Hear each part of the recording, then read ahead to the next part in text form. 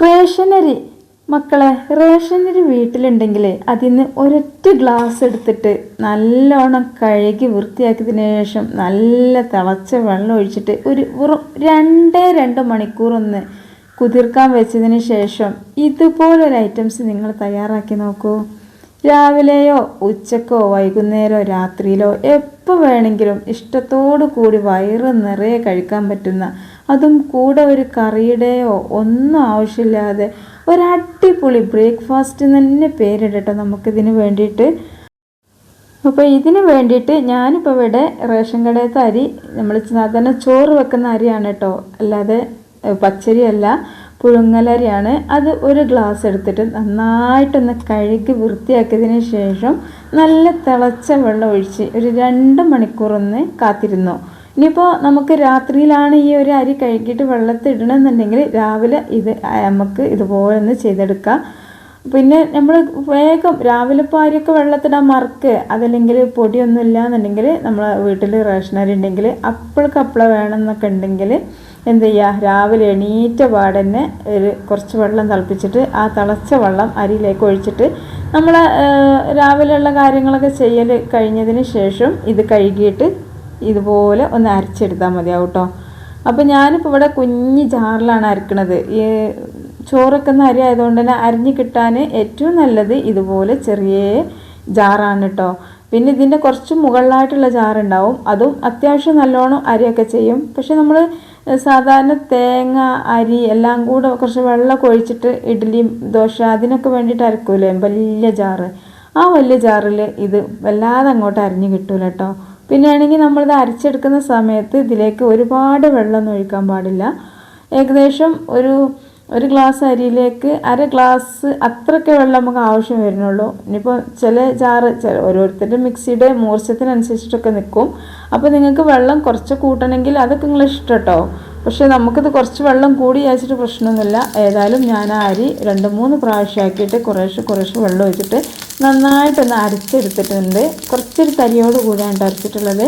അപ്പോൾ അതവിടെ വെച്ചതിന് ശേഷം ഇതുപോലൊരു കടായി അടുപ്പത്ത് വെച്ചിട്ട് അതിലേക്ക് ഒരു 1/2 ടേബിൾ സ്പൂൺ കടുക് ഇട്ട് അതൊന്ന് പൊട്ടിയതിന് ശേഷം ഒരു മീഡിയം സൈസിലുള്ള സവാള ചെറുതായിട്ട് കട്ട് ചെയ്ത് കൊടുക്കുക കേട്ടോ. ഒരുപാട് വലുപ്പമൊന്നും വേണ്ട, കനമില്ലാതെ ചെറിയ കഷ്ണങ്ങളാക്കിയിട്ട് കട്ട് ചെയ്ത് ഈ ഒരു പാനിലേക്ക് ഇട്ട് കൊടുക്കുക. എന്നിട്ട് ഒരു ലോ ഫ്ലെയിമിൽ, മീഡിയം ടു ലോ ഫ്ലെയിമിലല്ല, ലോ ഫ്ലെയിമിൽ വെച്ച് കുറച്ച് സമയം ഇതൊന്ന് മൂടി വെക്കുമ്പോഴേക്കും ഈ ഒരു സവാള നല്ല സോഫ്റ്റായിട്ട് തന്നെ കിട്ടും കേട്ടോ. വേണമെങ്കിൽ നിങ്ങൾക്ക് വേഗം സോഫ്റ്റായിട്ട് കിട്ടാൻ വേണ്ടിയിട്ട് ലേശം ഉപ്പും കൂടെ ചേർത്ത് കൊടുക്കുക. പക്ഷെ നിങ്ങൾ ഉപ്പ് ചേർത്തിട്ടുണ്ട് എന്നുള്ളത് എപ്പോഴും ഓർമ്മ വേണം. അപ്പോൾ ഞാൻ ഉപ്പൊന്നും ചേർക്കണില്ല. കുറച്ച് സമയം ഒന്ന് ലോ ഫ്ലെയിമിൽ വെച്ചിട്ട് മൂടി വെച്ചപ്പോഴേക്കും നന്നായിട്ട് തന്നെ സോഫ്റ്റായിട്ട് കിട്ടിയിട്ടുണ്ട്. ഈ ഒരു ടൈമിൽ നമ്മൾ വീട്ടിൽ എപ്പോഴും ഉണ്ടാകുന്നൊരു സാധനമാണ് തക്കാളി. അപ്പോൾ ആ ഒരു തക്കാളി, ഒരു മീഡിയം സൈസിലുള്ള ഒരൊറ്റ തക്കാളി ആയിട്ട് എടുത്തിട്ടുള്ളൂ. അതിൻ്റെ ആവശ്യം ഇതിനുള്ളൂ. ഒരു ലേശം കറിവേപ്പിലയും കൂടെ, ഒരു 2-3 തണ്ട് കറിവേപ്പില ഇട്ട് കൊടുത്തിട്ടുണ്ട്. നിങ്ങളെ കയ്യിൽ മല്ലിച്ചപ്പൊക്കെ ഉണ്ടെങ്കിൽ ചേർത്തോളി. അപ്പോൾ മല്ലിച്ചപ്പ് ഇപ്പോൾ എല്ലാവരുടെ അടുക്കലും ഉണ്ടായിക്കൊള്ളുന്നില്ലല്ലോ. അപ്പോൾ ഞാൻ കറിവേപ്പിലയും തക്കാളി ഇട്ട് അതിന് ശേഷം ഒരു 1/2 ടേബിൾ സ്പൂണോളം മുളക് പൊടി, വേണമെന്നൊന്നുമില്ല, രാവിലത്തെ ബ്രേക്ക്ഫാസ്റ്റൊക്കെ ആയതുകൊണ്ട് ഒരുപാട് മുളകൊന്നും ചേർക്കണ്ട. ലേശം മുളക് പൊടി, അതുപോലെ തന്നെ ഒരു ലേശം മഞ്ഞൾപ്പൊടി, കുറച്ച് ചിക്കൻ മസാലൻ്റെ പൗഡർ, ആവശ്യത്തിനുള്ള ഉപ്പ്. അപ്പോൾ ചിക്കൻ മസാലൻ്റെ പൗഡർ ഇല്ലാത്തപോലെ കുറച്ച് ഗരം മസാലൻ്റെ പൗഡർ ചേർത്ത് കൊടുത്താലും മതിയാവും. ഇനിയിപ്പോൾ അത് രണ്ടും ഇല്ലെങ്കിലും ഒരു കുഴപ്പമില്ല കേട്ടോ. രുചിക്കൊന്നും ഒരു കുഴപ്പം ഉണ്ടാവില്ല. പക്ഷെ ചേർത്ത് കൊടുക്കുമ്പം അതിൻ്റെതായിട്ടുള്ള രുചി ഉണ്ടാവുമെന്ന് എല്ലാവർക്കും അറിയാമല്ലോ. അപ്പോൾ ഈ ഒരു പൊടികളുടെ പച്ചമണം മാറും വേണം. അതുപോലെ തന്നെ ഈ ഒരു തക്കാളി ഒന്ന് സോഫ്റ്റ് ആവും വേണം. അതിന് വേണ്ടിയിട്ട് എന്ത് ചെയ്യുക, തീ നല്ലോണം കുറച്ചതിന് ശേഷം ഒന്ന് മൂടി വെച്ചിട്ട് ഒരു കുറച്ച് സമയമാകുമ്പോഴേക്കും തക്കാളിയൊക്കെ നന്നായിട്ട് തന്നെ സോഫ്റ്റായിട്ട് കിട്ടിയിട്ടുണ്ട് കേട്ടോ. അപ്പോൾ ആ ഒരു സമയത്ത് നമ്മൾ ഫ്ലെയിം നല്ലോണം കുറക്കണം. അല്ലാന്നുണ്ടെങ്കിൽ ഇതിലിട്ട പൊടികളൊക്കെ കരിയാനും അടിക്ക് പിടിക്കാനും ഒക്കെ സാധ്യതയുണ്ട്. അതുപോലെ തന്നെ സ്പാച്ചിൽ വെച്ചിട്ട് ആ ഒരു തക്കാളിയൊക്കെ നന്നായിട്ടൊന്ന് പ്രസ് ചെയ്ത് കൊടുത്ത് കഴിയുമ്പോഴേക്കും നന്നായിട്ട് തന്നെ സോഫ്റ്റായിട്ട് കിട്ടും. ആ ഒരു സമയത്ത് ഇതിൻ്റെ ആ ഒരു നടുഭാഗം ഒന്ന് ഒഴിവാക്കുക. ഒരു നമ്മളെ കയ്യിലോ സ്പാച്ചിലോ എന്തെങ്കിലുമൊക്കെ വെച്ചിട്ട്, എന്നിട്ട് ഒരൊറ്റ കോഴിമുട്ട കേട്ടോ. കോഴിമുട്ടൻ്റെ അളവൊക്കെ നിങ്ങൾക്ക് വേണമെങ്കിൽ കൂട്ടുക കുറക്കുക ഒക്കെ ചെയ്യാം. പക്ഷെ ഞാനിപ്പോൾ ഒരെണ്ണം മാത്രമേ എടുത്തിട്ടുള്ളൂ. ആ ഒരു കോഴിമുട്ട ഇതിൻ്റെ നടുവിലൊന്ന് ഇട്ടതിന് ശേഷം എന്ത് ചെയ്യുക, നല്ലോണം ഒന്ന് എല്ലാ ഭാഗത്തേക്കും ആ ഒരു ഫില്ലിങ്ങിൽ മുഴുവനാകുന്ന രീതിയിലൊന്ന് മിക്സ് ചെയ്ത് കൊടുക്കുക. അപ്പോൾ ഈ ഒരു സമയത്തും തീയൊന്നും കൂട്ടണ്ട, കാരണം ഇത് ഈ ഒരു കോഴിമുട്ടൻ്റെ നന്നായിട്ട് വേവാൻ പാടില്ല കേട്ടോ. ഒരു ചെറിയൊരു ഗ്രേവിയോട് പോലുള്ള ഒരു ഫില്ലിങ്ങാണ് നമുക്ക് വേണ്ടത്. അതുകൊണ്ട് തന്നെ ഞാൻ ഫ്ലെയിമൊക്കെ ഓഫ് ചെയ്തിട്ടുണ്ട്. ആ മുട്ട ഒന്ന് പൊട്ടിച്ചൊഴിച്ച് കൊടുത്ത് ആ ഒരു സമയത്ത് തന്നെ ഒന്ന് ഇളക്കിയിട്ട് പെട്ടെന്ന് തന്നെ ഫ്ലെയിം ഓഫ് ചെയ്ത് ഇത് വാങ്ങി വെച്ചു. അപ്പോൾ അതവിടെ നിൽക്കട്ടെ. ആ ഒരു ടൈം കൊണ്ട് നമുക്ക് ഡ്രൈ ആയിട്ടുള്ള ഒരു ജാർ എടുക്കുക. അതിലേക്ക് ഒരു 3-4 സ്ലൈസ് ബ്രെഡ് എടുക്കുക. 3-4 മതിയാവും കേട്ടോ, എന്നാലും നമുക്ക് നല്ല കറക്റ്റായിട്ട് കിട്ടുള്ളൂ. ആ ബ്രെഡ് ഒന്ന് പൊടിച്ചെടുക്കുക. അപ്പോൾ അത് പൊടിച്ചതിന് ശേഷം നമുക്ക് ചെയ്യാനുള്ള പണി, നമ്മൾ ആദ്യമേ അരച്ച് വെച്ചിട്ടുള്ള അരി ഉണ്ടല്ലോ, അരിയുടെ മാവ് അതെടുക്കുക. അതിലേക്ക് ലേശം ഉപ്പിട്ട് കൊടുക്കണം കേട്ടോ. നമ്മൾ ഇത്രയും ഒക്കെ ആയിട്ടും ഉപ്പിട്ടിട്ടില്ല. അപ്പോൾ നിങ്ങൾ ഉപ്പ് വേണമെന്നുണ്ടെങ്കിൽ ആ അരി അരക്കുന്ന സമയത്ത് കുറേശ്ശെ ഉപ്പിട്ടിട്ട് അരച്ചെടുത്താലും മതിയാവും. ഞാൻ ഏതായാലും ഇത് നമ്മൾ കൈ കൊണ്ട് നന്നായിട്ട് മിക്സ് ചെയ്ത് കുഴച്ചെടുക്കാനുള്ളതുകൊണ്ട് തന്നെ ഇപ്പോൾ ഉപ്പിട്ട് കൊടുക്കാണ്ട് ചെയ്യണത്. അങ്ങനെ ഉപ്പൊക്കെ ഇട്ട് അതുപോലെ തന്നെ ഒരു കുഞ്ഞിക്കയിൽ ഒരു 3-4 ടേബിൾ സ്പൂണോളം അരിപ്പൊടി ഇതിലേക്ക് ചേർത്ത് കൊടുക്കുന്നുണ്ട് കേട്ടോ. അങ്ങനെ അരിപ്പൊടിയും കൂടെ ചേർത്തിട്ട് നന്നായിട്ടൊന്ന് മിക്സ് ചെയ്തെടുക്കുക. ഞാനിപ്പോൾ നമ്മൾ കറിയൊക്കെ ഇളക്കിയെടുക്കണ കയ്യിലാണ് എടുക്കുന്നത്. ഏകദേശം ഒരു 5 ടേബിൾ സ്പൂണോളം അരിപ്പൊടി ഉണ്ടാവും. ഇനി അരിപ്പൊടി ഇല്ലാത്തവർ കുറച്ച് ഗോതമ്പ് പൊടിയോ അല്ലെങ്കിൽ മൈദപ്പൊടിയോ ഇനി റവ എന്തെങ്കിലും ഒന്ന് ചേർത്ത് കൊടുത്തിട്ട് ഇതിലത്തെ ഒരു വെള്ളം ഉണ്ടല്ലോ, ആ വെള്ളം ഒന്ന് ബാലൻസ് ചെയ്യാൻ വേണ്ടിയിട്ടാണ് കേട്ടോ ഈ ഒരു പൊടി ചേർക്കണത്. അപ്പോൾ നിങ്ങളെ ജാറ് നല്ല തിക്കായിട്ട് അരിഞ്ഞ് കിട്ടും, വെള്ളം ഒരുപാട് വേണ്ട. നല്ല മൂർച്ചുള്ള ജാറൊക്കെ ആണെങ്കിൽ പിന്നെ ഈ ഒരു അരിപ്പൊടിയുടെ ആവശ്യമൊന്നും ഉണ്ടാവില്ല കേട്ടോ. ഞാനിപ്പോൾ അത് കുറച്ചൊരു വെള്ളം ഒഴിച്ച് അരച്ചത് കൊണ്ടാണ് ലേശം അരിപ്പൊടി ചേർത്തത്. ഇനി ഈ ഒരു അരിപ്പൊടിയും ഉപ്പും ഒക്കെ നന്നായിട്ടും എല്ലാ ഭാഗത്തും എത്താൻ വേണ്ടിയിട്ട് ഒന്ന് മിക്സ് ചെയ്യുക. ഇതുപോലെ നമ്മൾ കുഴച്ച് ഒരുപാട് ബുദ്ധിമുട്ടാനൊന്നുമില്ല കേട്ടോ. ഒന്ന് മിക്സ് ചെയ്തെടുക്കണം മാത്രമേ ഉള്ളൂ. നമുക്ക് രാവിലേക്കൊക്കെ എളുപ്പത്തിൽ ചെയ്യാൻ പറ്റുന്ന, അതും എല്ലാവരുടെ വീട്ടിലും ഉണ്ടാവില്ലേ റേഷനരി വെച്ചിട്ട് നമ്മൾ എന്ത് ചെയ്താലും പൊള്ളി ടേസ്റ്റാണ് കേട്ടോ.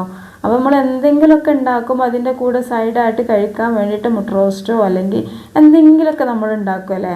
അങ്ങനെ ആകുമ്പോൾ നമുക്ക് കുറച്ചൊരു സമയത്തിനും ബുദ്ധിമുട്ടാണ്. അപ്പോൾ പ്രത്യേകിച്ചൊരു ചിക്കന്, ബീഫ്, ഫിഷ് ഒന്നും ഇല്ലാത്ത ടൈമിൽ പോലും നമുക്ക് വളരെ എളുപ്പത്തിൽ ഉണ്ടാക്കിയെടുക്കാൻ പറ്റുന്ന ഒരു കടിയാണ് ഇട്ടത്. അപ്പോൾ അതിൽ നിന്ന് അങ്ങനെ നമ്മൾ ആ മാവൊക്കെ നന്നായിട്ടൊന്ന് മിക്സ് ചെയ്തതിന് ശേഷം അതിന് ചെറിയ നമ്മൾ സാധാരണ ഒരു ചെറുനാരങ്ങൻ്റെ വലുപ്പത്തിലൊരു ബോൾസ് എടുത്തതിന് ശേഷം ഒന്ന് ഉരുട്ടിയിട്ട് ഒന്ന് പ്രസ് ചെയ്ത് ഒരു കത്തിയോ സ്പൂണോ എന്തെങ്കിലും വെച്ചിട്ട് ഇതുപോലെ ഒന്ന് വരിഞ്ഞു കൊടുക്കുക. അപ്പോൾ തന്നെ 4 അതുപോലെ ചെയ്തെടുത്തിട്ടുണ്ട്. അപ്പോൾ നമ്മൾ വെക്കുന്ന പ്ലേറ്റ് ആയാലും പാത്രമായാലും ലേശം ഓയിലൊന്ന് തടവിയിട്ട് ചെയ്യട്ടോ.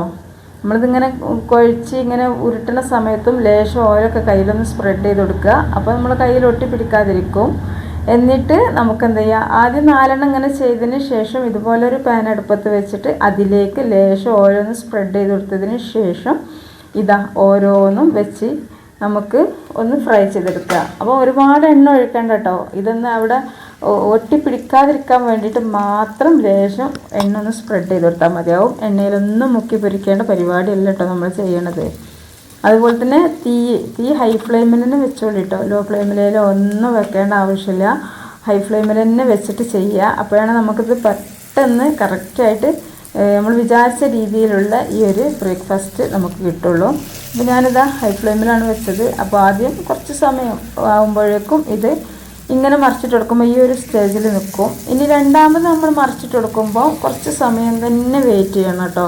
അപ്പോൾ ഒരുപാട് തീ കത്തുമ്പോൾ ചട്ടി പുകയണ പോലൊക്കെ നിങ്ങൾക്ക് അനുഭവപ്പെടുകയാണ്, ഈ ഒരു എണ്ണൻ്റെ സ്മെല്ലൊക്കെ അടിക്കുകയാണ് മൂക്കിൽ നിന്നുണ്ടെങ്കിൽ കുറച്ചൊന്ന് തീ കുറച്ച് വെക്കുക. എന്നാലും ഒരു സൈഡ് നന്നായിട്ട് ഗോൾഡൻ ബ്രൗൺ കളറാണത് വരെ നമ്മളൊന്ന് വെയിറ്റ് ചെയ്യും വേണം. പിന്നെ ഈ ഒരു അരിപ്പൊടിയും അരിയും എല്ലാം കൂടി ചേർന്നിട്ടുള്ള ഈ ഇത് നന്നായിട്ട് വേവാനും കുറച്ച് സമയം എടുക്കും കേട്ടോ. ഒരുപാടല്ല, കുറച്ച് സമയം. അപ്പോൾ ഞാൻ അങ്ങനെ മറിച്ചിട്ട് വെക്കുമ്പോൾ രണ്ടാമത്തെ സൈഡ് ഗോൾഡൻ ബ്രൗൺ കളറായിട്ടുണ്ട്. അങ്ങനെ ഒട്ടിപ്പിടിക്കുക ഒന്നും ചെയ്യണില്ല കേട്ടോ. പിന്നെ നിങ്ങൾ ഇനിയിപ്പോൾ സാധാരണ പത്തിരി ചട്ടിയിലാണ് ചെയ്യണമെന്നുണ്ടെങ്കിലും ഒട്ടിപ്പിടിക്കൊന്നുമില്ല. പക്ഷേ പത്തിരി ചട്ടിയിലൊക്കെ ആകുമ്പോൾ നമുക്കൊരു 2-3-4 ഇടാനുള്ളൊരു സൗകര്യം ഉണ്ടാവില്ലല്ലോ. പിന്നെ നോൺ സ്റ്റിക്ക് ആകുമ്പോൾ എന്ന് പറഞ്ഞാൽ നമുക്ക് 4 ഇട്ട് 5 ഇട്ട് പെട്ടെന്ന് ചുട്ടെടുക്കാൻ വേണ്ടിയിട്ട് പറ്റും ചെയ്യും. അപ്പോൾ അതാ ഞാൻ മുഴുവനും ഇതുപോലെ ചെയ്തെടുത്തിട്ടുണ്ട് കേട്ടോ. അപ്പോൾ നന്നായിട്ട് മുരിഞ്ഞ് നിൽക്കുന്നുണ്ട്. ഇതിപ്പോൾ ഇങ്ങനെ തന്നെ കഴിക്കാൻ നല്ലൊരു അടിപൊളി ടേസ്റ്റാണ്. വെറുതെ എല്ലാവർക്കും അറിയാലോ അരി അരച്ച് ചുട്ടാൽ ആ ഒരു പത്തിരിക്കുള്ള രുചിനെ കുറിച്ച്. പക്ഷെ നമ്മളിത് ഒന്നും കൂടെ ഒരു ഷവർമ പോക്കറ്റൊക്കെ കഴിക്കണ അതേ രുചിയിലേക്കാണ് കേട്ടോ ഇത് കഴിക്കാൻ വേണ്ടിയിട്ട് ഉണ്ടാക്കുന്നത്. അപ്പോൾ അതിന് വേണ്ടിയിട്ട് നമ്മൾ ഇതാ മുട്ടയും ഉള്ളിയും തക്കാളിയും എല്ലാം കൂടെ ചെയ്ത് വെച്ചിട്ടുള്ള ആ ഫില്ലിങ്ങിലേക്ക് നമ്മൾ ആ ബ്രെഡ് ഇട്ട് കൊടുത്തു. ബ്രെഡ് ക്രംസ് ഉണ്ടല്ലോ അതിട്ട് കൊടുത്തു. പിന്നെ ഞാനിതാ ഒരു 3-4 ടേബിൾ സ്പൂണോളം മയോണൈസും കൂടെ ചേർത്ത് കൊടുക്കുന്നുണ്ട് കേട്ടോ. മയോണൈസ് ഓപ്ഷനാണ്, നിങ്ങളുടെ അടുത്ത് ഉണ്ടെങ്കിൽ മാത്രം ചേർത്ത് കൊടുക്കുക. ഞാനിപ്പോൾ ഇവിടെ ഉണ്ടാക്കി വെച്ചിട്ടുണ്ടായിരുന്നു, അതുകൊണ്ടാണ് ഞാനൊരു 3-4 ടേബിൾ സ്പൂൺ ചേർത്ത് കൊടുത്തത്. പക്ഷേ നിങ്ങൾ കഴിയണതും മയോണൈസ് ചേർത്ത് കൊടുക്കുമ്പോഴാണ് ഇതിന് നല്ലൊരു രുചി കിട്ടുക കേട്ടോ.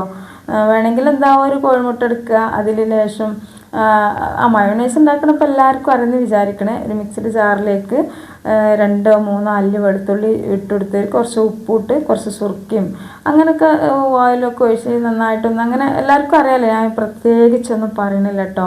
കാരണം മയോണൈസ് ഉണ്ടാക്കുന്ന വീഡിയോ ഒക്കെ നമ്മൾ ഒരുപാട് പല തരത്തിലുള്ളതും ചെയ്തിട്ടുണ്ട്.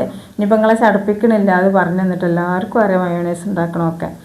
അപ്പോൾ ഏതായാലും പിന്നെ വേണമെങ്കിൽ നിങ്ങൾക്ക് ഇതിലേക്ക് ടൊമാറ്റോ കെച്ചപ്പ് ഒഴിച്ചെടുക്കുക, ചില്ലി സോസ് ഒഴിച്ചെടുക്കുക, സോയാ സോസ് ഒഴിച്ചെടുക്കുക, ഒക്കെ ഒഴിച്ചെടുക്കുക കേട്ടോ. അപ്പോൾ ഒരു രുചി കൂടെയുള്ളൂ. പക്ഷെ ഞാനിപ്പോൾ ഇവിടെ നോർമലി എല്ലാവർക്കും എപ്പോഴും ഉണ്ടാക്കാൻ പറ്റുന്ന രീതിയിലാണ് കേട്ടോ കാണിക്കുന്നത്. അതുകൊണ്ട് തന്നെ ഞാൻ ഇതൊന്നും ഒഴിച്ചെടുക്കണില്ല. ടൊമാറ്റോ സോസ് ഒഴിച്ചെടുക്കുമ്പോൾ ഒരു രുചി കൂടും. പക്ഷേ സോയാ സോസും ചില്ലി സോസും രസം തന്നെ. സോയാ സോസ് ഒഴിക്കുമ്പോൾ ഒരു കുത്താണ് എനിക്ക്. പക്ഷേ ചിലവർക്കൊക്കെ ഭയങ്കര ഇഷ്ടമാണ് അതിൻ്റെ ടേസ്റ്റ്. ഇഷ്ടമുള്ളവരുണ്ടെങ്കിൽ ഒഴിച്ചെടുത്തോളി. ഞാനിപ്പോൾ ഇത്ര മാത്രമേ ഇട്ടെടുത്തിട്ടുള്ളൂ. എന്നിട്ട് നന്നായിട്ടൊന്ന് മിക്സ് ചെയ്യട്ടോ. മിക്സ് ചെയ്യുമ്പോഴേ തന്നെ നമുക്കിത് നല്ലൊരു സ്മെല്ലൊക്കെ വരും. എന്നിട്ട് എന്ത് ചെയ്യുക, നമുക്ക് ഓരോന്നും എടുത്തിട്ട് എത്രത്തോളം ഇതിൽ ഫില്ലിങ് നമുക്ക് വേണോ അതിനനുസരിച്ചിട്ട് എടുത്തിട്ട് ഇതിമേലിങ്ങനെ മുകളിലൊന്ന് പ്രസ് ചെയ്ത് കൊടുക്കുക. ഒരു പണിയില്ല കേട്ടോ. ഇനി നമുക്കിത് വേവിച്ചെടുക്കാനോ ഒന്നുമില്ല. ഓരോ ഉണ്ടെടുത്തിട്ട് ഓരോ പത്തിരിമ വെച്ചിട്ട് പ്രസ് ചെയ്തു ഒന്നിങ്ങനെ അമ്പിച്ചിട്ട് നമ്മൾ ഷവർമ പോക്കറ്റൊക്കെ ഉണ്ടാക്കുമല്ലോ, പോക്കറ്റ് അല്ലാതെ വേറെ മോഡലിലൊക്കെ ഉണ്ടാക്കുമല്ലോ, അതേപോലെ ഇങ്ങനെ പ്രസ് ചെയ്ത് കൊടുക്കുക. അത്ര പണിയുള്ളൂ. ഇതാ അപ്പോൾ നിങ്ങൾക്ക് വേണമെങ്കിൽ ഇത് മൈദയിലും ചെയ്യാം, ഗോതമ്പൊടി ചെയ്യുകയൊക്കെ ചെയ്യാം. പക്ഷേ ഇങ്ങനെ റേഷൻ കടയത്തെ അരി ഉണ്ടല്ലോ, ഇപ്പോൾ റേഷൻ കടയത്തെ അരി തന്നെ വേണമെന്നൊന്നുമില്ല. നമ്മൾ സാധാരണ ചോറൊക്കെ നമ്മൾ കടയിൽ നിന്ന് വാങ്ങുന്ന കരിഞ്ചന്തൻ്റെ അരി ഉണ്ടല്ലോ, അതൊക്കെ പറ്റും. പക്ഷേ നമുക്ക് എന്താ അറിയോ, റേഷൻ കടയിൽ നിന്ന് നമുക്ക് ചില ടൈമിൽ ഇപ്പോൾ ഈ ഒരു ഓണത്തിന് ടൈമിലൊക്കെ അരി കിട്ടിയിട്ട് വലിയൊരു ഗുണമൊന്നുമില്ല. ഒരു ചോറ് വെച്ചാലും ടേസ്റ്റ് ഇല്ല. അപ്പോൾ അങ്ങനെയൊക്കെ അരി ഇഷ്ടം പോലെ ഉണ്ടാകുമ്പോൾ നമുക്ക് വെറൈറ്റി ആയിട്ടുള്ള രാവിലത്തെ ബ്രേക്ക്ഫാസ്റ്റൊക്കെ രാവിലേക്കൊക്കെ നമ്മൾ ഉണ്ടാക്കുകയാണെന്നുണ്ടെങ്കിൽ ആ അരി നല്ലോണം ചിലവായി പോവും ചെയ്യും. പിന്നെ അങ്ങനെ ഒരു ബുദ്ധിമുട്ടുള്ളൊരു ടേസ്റ്റ് ഇല്ലാത്ത അരി കിട്ടിയെന്നുള്ളൊരു ടെൻഷനും ഉണ്ടാവില്ല. എല്ലാവർക്കും ഇഷ്ടവും ചെയ്യും കേട്ടോ. ഇത് ഫില്ലിംഗ് ആണ് ഇതിൻ്റെ ഹൈലൈറ്റ്. ഭയങ്കര ടേസ്റ്റി ആയിട്ടുള്ളൊരു ഫില്ലിംഗ് ആണ്. അപ്പോൾ ഞാനിപ്പോൾ ഈ ഒരു രീതിയിൽ പിന്നെ ഇതിനിങ്ങനെ സൈഡൊക്കെ ഒന്ന് നന്നായിട്ടൊക്കെ ഒന്ന് വെച്ചൊക്കെ കൊടുത്ത് ലെവലൊക്കെ ചെയ്യാം. പക്ഷെ ഞാൻ എല്ലാം ഒന്നും അങ്ങനെ ചെയ്യണില്ല. ഏതായാലും നമ്മൾ ഈ ഉണ്ടാക്കി ഫില്ലിങ് ഈ ഒരു ഗ്ലാസ് അരി വെച്ചിട്ട് ചെയ്യുന്ന ഈ ഒരു കറക്റ്റ് ആണ് കേട്ടോ. നിങ്ങൾക്ക് വേണമെങ്കിൽ ഇതിൻ്റെ അളവ് കൂട്ടുക കുറക്കുക. നിങ്ങൾ വീട്ടിൽ എത്രത്തോളം ആളുണ്ട് അനുസരിച്ചിട്ട് ചെയ്തോളി. കുട്ടികൾക്കൊക്കെ ഒരുപാട് ഇഷ്ടമാവും. പിന്നെ നല്ല ഹെൽത്തി ആയിട്ടുള്ള ഒരു ബ്രേക്ക്ഫാസ്റ്റും കൂടെയാണ് കേട്ടത്. അപ്പോൾ നിങ്ങളെല്ലാവർക്കും ഈ വീഡിയോ ഇഷ്ടമായിട്ടുണ്ടാകുമെന്ന് വിചാരിക്കണേ. വീഡിയോ ഇഷ്ടമായിക്കണമെങ്കിൽ ഈ ഒരു സമയത്ത് തന്നെ നിങ്ങളൊരു ലൈക്ക് ചെയ്യാൻ മറന്നവരുണ്ടെങ്കിൽ ഒരു ലൈക്ക് കൊടുക്കുക. ലൈക്ക് ചെയ്യാൻ മറന്നവർ ചുരുക്കമായിരിക്കും. അപ്പോൾ മറന്നവരുണ്ടെങ്കിൽ ഈ ഒരു ടൈമിൽ ലൈക്ക് കൊടുക്കുക. പിന്നെ അതുപോലെ തന്നെ നിങ്ങളെ ഫാമിലി ഗ്രൂപ്പും ഫ്രണ്ട്സ് ഗ്രൂപ്പൊക്കെ ഒന്ന് ഷെയർ ചെയ്ത് കൊടുക്കട്ടോ. അരി അരച്ച് ചുട്ടിട്ടുണ്ടാക്കുന്ന ഏതൊരു വിഭവം അടിപൊളി രുചി തന്നെയാണ്. അപ്പോൾ ഇതിലേക്ക് ഇമ്മാതിരി ഒരു ഫില്ലിംഗ് കൂടായ ഒന്നും പറയാനില്ല. അതുകൊണ്ട് തന്നെ നിങ്ങൾ പരമാവധി ആളിലേക്കൊന്ന് ഷെയർ ചെയ്ത് കൊടുക്കുക. പിന്നെ നമ്മൾ മലപ്പുറം ഇതുവരെ ഫോളോ ചെയ്യാത്ത ഒരുപാട് പേരുണ്ടാവും. വീഡിയോ ഇങ്ങനെ കണ്ടുകൊണ്ടിരിക്കും, ഫോളോ ചെയ്തിട്ടുണ്ടാവില്ല. അപ്പം അങ്ങനെയുള്ള ആളുകളൊക്കെ ഒന്ന് ഫോളോ ചെയ്യാം. പിന്നെ നിങ്ങൾക്ക് ഇതിനെക്കുറിച്ചുള്ള അഭിപ്രായങ്ങൾ നിങ്ങളൊന്ന് കമൻറ്റ് ചെയ്യട്ടോ. അപ്പോൾ ഇതാ കണ്ടല്ലോ, നല്ല അടിപൊളിയായിട്ടുള്ള ബ്രേക്ക്ഫാസ്റ്റ് തയ്യാറായിട്ടുണ്ട്. രാവിലേക്കോ വൈകുന്നേരമോ ഇനിയിപ്പോൾ ഉച്ചക്കോ രാത്രി എപ്പോൾ വേണമെങ്കിലും കഴിക്കട്ടോ. ചോറിന് പകരമായിട്ടൊക്കെ കഴിക്കുക. ഒരു കറിയൊന്നും ഉണ്ടാക്കണ പണിയൊന്നുമില്ല, എളുപ്പത്തിൽ തയ്യാറാവും. കുട്ടികൾക്കൊക്കെ ഒരുപാട് ഇഷ്ടമാവും കേട്ടോ. നല്ല ചൂട് കട്ടൻ്റെ കൂടൊക്കെ ഉണ്ടല്ലോ, ഇത് കഴിച്ചാൽ ഒന്നും പറയണ്ടാവില്ല. അപ്പോൾ എപ്പോൾ വേണമെങ്കിലും, ഇപ്പോൾ വൈകുന്നേരത്തിനാണ് ഒന്നുമില്ല എന്നുണ്ടെങ്കിലും ഇതൊന്ന് ചെയ്ത് നോക്കേണ്ടി. ഉച്ചക്ക് തന്നെ അരി വെള്ളത്തിട്ട് വൈകുന്നേരം ആകുമ്പോൾ നമുക്കിത് ഈസി ആയിട്ട് ഉണ്ടാക്കിയെടുക്കാൻ വേണ്ടിയിട്ട് പറ്റും. അപ്പോൾ ഇത്രയേ ഉള്ളൂ കേട്ടോ നമ്മൾ ഇന്നത്തെ വീഡിയോ. എല്ലാവരും ഒന്ന് ട്രൈ ചെയ്ത് നോക്കണം. ഇൻഷാ അല്ലാഹ് നാളെ ഇതേ സമയം ഇതിനേക്കാളും നല്ലൊരു അടിപൊളി വീഡിയോ ആയിട്ട് വരാം. നമ്മുടെ എല്ലാ കൂട്ടുകാർക്കും പിന്നെ ഒരു കാര്യം പറയാനുണ്ട്, നിങ്ങൾക്ക് ഇതിനെക്കുറിച്ചുള്ള അഭിപ്രായങ്ങൾ നിങ്ങളൊന്ന് കമൻറ്റ് ചെയ്യട്ടോ. ഈ ഒരു മോഡലിൽ നിങ്ങൾ എപ്പോഴെങ്കിലും ആരെങ്കിലും ഉണ്ടാക്കിയിട്ടുണ്ടോ എന്ന് കമൻറ്റ് ചെയ്യുക. പിന്നെ നിങ്ങൾക്ക് ഇത് ഇഷ്ടമാണെങ്കിൽ അതിനെക്കുറിച്ചൊന്ന് കമൻറ്റ് ചെയ്യുക. പിന്നെ റേഷൻ കടയിൽ നിന്ന് നിങ്ങളെ വീട്ടിൽ ഇതുപോലെ ഒട്ടും ടേസ്റ്റ് ഇല്ലാതെ ചോറൊന്നും കഴിക്കാൻ മടി തോന്നുന്ന അരി കിട്ടിയിട്ടുണ്ടെങ്കിൽ അതും ഒന്ന് കമൻറ്റ് ചെയ്യട്ടോ. അപ്പോൾ ഇൻഷാ അല്ലാഹ് അടുത്ത വീഡിയോ ആയിട്ട് വരാം. അസ്സലാമു അലൈക്കും വറഹ്മത്തുള്ളാഹി വബറകാതുഹു.